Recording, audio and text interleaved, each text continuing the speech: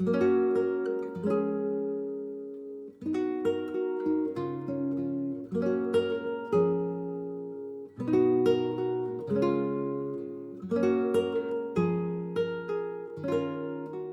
is Glyza for Classical Adventures for One, where I read classical work dramatically and discuss things about that work that I find interesting and want to share with my listeners.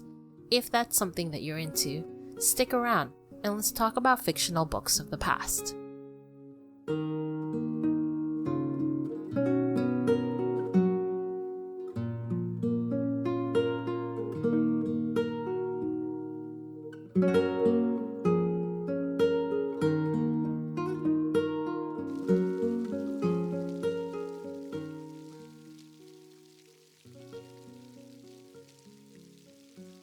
Today's chapter reading involved two characters that I've never heard of until I read this book, the Griffin and the Mock Turtle. They were never really introduced in the Disney movie, and I don't think they were ever part of any of the TV shows or movies that had a strong Alice in Wonderland influences.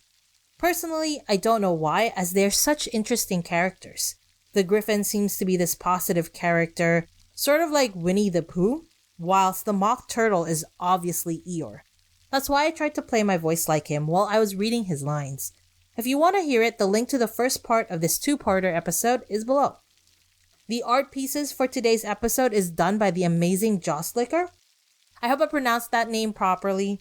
He does a lot of realistic pieces, as you can see with the Alice piece and the Charles piece. He has done a lot of fantasy work as well as sci-fi work as well. I'm so proud to showcase such talented artists such as himself for this podcast, and I hope that eventually people will discover many different artists like him just by listening to this podcast.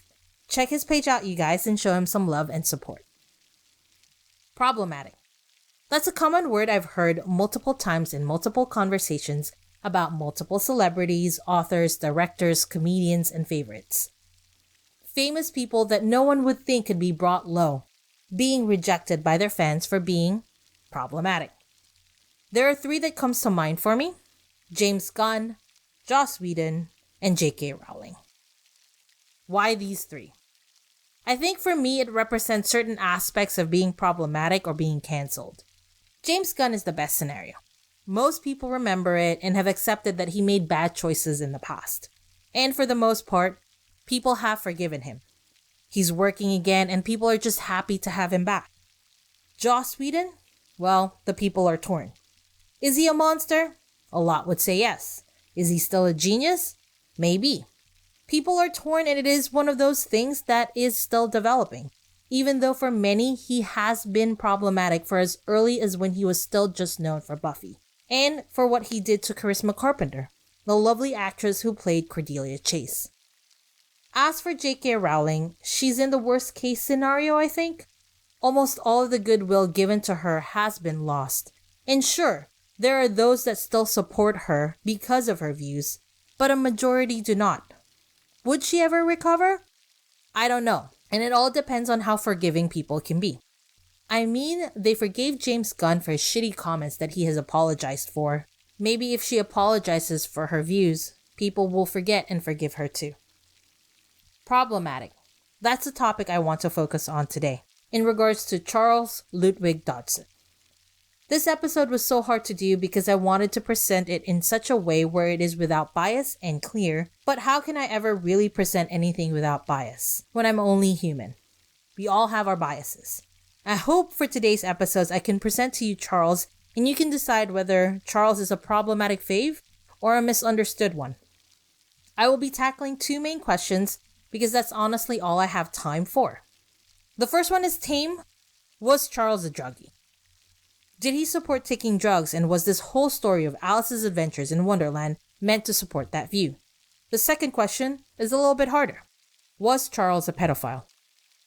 Was he only interested in young girls in a sexual manner, and was that the reason why the little family stopped associating with him?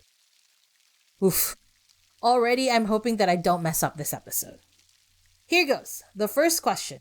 Was he a druggie? From an article written by Jenny Wolfe at the SmithsonianMag.com, she stated, and I quote, that Tim Burton had once described Dodgson's stories as drugs for children, and Wonderland as a place where everything is slightly off, even the good people. One of my friends, when I was talking to him about starting this podcast, asked me if Alice in Wonderland the book was the drug trip that the movies were. And I always wondered, is that true? Would Alice in Wonderland be the actual work of someone that takes and advocates for drugs? In previous discussion, I spoke about how the Alice books does have a dreamlike quality about it.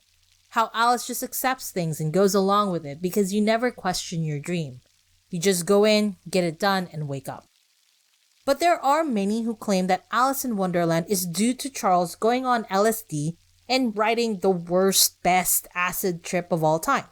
According to Sarah Bellum from the National Institute of Drug Abuse, and I quote, "Psychiatrists who introduced LSD in our society may have had a hand in starting this rumor. Or at least the supporters of the 1960s LSD subculture did. But in fact, LSD didn't even exist when Alice in Wonderland was written." Reading Alice in Wonderland, I can't help but be impressed with the puns and the amazing wordplay that can be found in the books. Reading through The Looking Glass itself has such amazing logic. Lenny from AliceInWonderland.net is right in saying that these can only be the work of a sharp mind in full control of his abilities. This is Charles' style of writing that he has been using since his youth, his various poems, stories, and other writings, and especially in the letters that he wrote. If he was on drugs, based on the large amount of things that he wrote, he would have been on drugs 24/7 since he was a teenager. There were never any evidence that ever really linked Charles to recreational drug abuse. And the only time there were any reference to him using drugs was when he took opium for a toothache. It's also a good thing to note that in the Victorian era, they didn't have drug laws as we know them today. It was very easy to get accidentally high because of opium, cocaine, and other drugs that were used for medicine and can be obtained from a pharmacy. Based on the things I've read, I agree with Lenny and countless other experts who believe that, no, Charles did not actually do drugs and his writings were not influenced by drugs. Now for the harder question. Is Charles a pedophile? Was he interested in little girls in a non-innocent way? Was he, according to A.M.E. Goldsmith, suppressing sexual desire for Alice? During his life, according to Jenny Wolfe, he was known as someone who loved children. He was a bachelor, the fun uncle, the uncle that you would take to when your kids just wanted to have fun. He was known for creating fun puzzles, great games that would entertain all manner of children, both boys and girls, though it is well known he had a lot of little girls as friends. After his death and 100 years after his birth, he was celebrated as a great lover of children and had a ward in St. Mary's Hospital named after him. The very next year, that writer that I mentioned earlier, A.M.E. Goldsmith, appeared with an essay called Alice in Wonderland Psychoanalyzed, in which he suggested that Charles had a sexual interest or desire for Alice, using the fall down the rabbit hole as a metaphor for sex. Jenny continues that A.M.E. was no psychoanalyst, but was actually an aspiring writer who may or may not be parodying the 1930s Freudian ideas. Whatever his intentions were, many writers soon followed, speculating and saying that a lot of Charles' writings were metaphors, the long neck that Alice experienced, for example, for sexual desires. The first to write a biography that was critical of Charles was Florence Becker Lennon, and I mentioned him when I was talking about the episode about Alice. He was the one that stated that many people wondered what he did with his love life, and now it can be told. He loved little girls, but like Peter Pan, he had no intention of marrying them. It was also Florence that spoke to Lorena Little and interviewed her about the reasons for Charles' break with the Littles, with Ina saying this to Alice later. "I trembled at what I said to Lennon about the Little family's supposed rift with Dodgson. I said his manner became too affectionate to you as you grew older, and that mother spoke to him about it, and that offended him, so he ceased coming to visit us again." Whether she, Lorena, meant it, or she just lied to Florence, it's not really clear in her letter. Many more written ideas soon came. The idea that Charles was just not someone you wanted your children to be around with. To this day, even the BBC published a two-parter series that started off innocently enough, and then became darker, bringing up this idea that Charles was a sexual predator. Yes, pictures fly around the internet of Charles and Alice in a passionate embrace. These were proven false, and that they were created by one David O'Kane, or one where Alice is sitting on Charles' lap. Again, proven false, as it consists of 3 pictures combined. You can see these pictures in one of the links that I provided down below. Again, these were all fake pictures. There is no incontestable proof, other than the analysis of other writers, that exists that Charles was repressing any kind of sexual desires for his child friends. But Glyza, there are pictures and paintings by him of young girls in the nude. Gotcha! You would be right, dear listeners. There are pictures of Charles taken of children in the nude. Paintings of, again, children in the nude. But, and this is really hard for me to say, are we applying our 20th century brush to reject Victorian-era sensibilities? Jenny Wolfe says, of the approximately 3,000 photographs Dodgson made in his life, just over half are of children, 30 of whom are depicted nude or semi-nude. Some of his portraits, even those in which the model is clothed, might shock 2010 sensibilities. But by Victorian standards, they were, well, rather conventional. Photographs of nude children sometimes appeared on postcards or birthday cards, and nude portraits, skillfully done, were praised as art studies, as they were in the work of Dodgson's contemporary, Julia Margaret Cameron. Victorians saw childhood as a state of grace. Even nude photographs of children were considered pictures of innocence itself. In my question, I echo Jenny Wolfe's statement. We see him through the prism of contemporary culture, one that sexualizes youth, especially female youth, even as it is repulsed by pedophilia.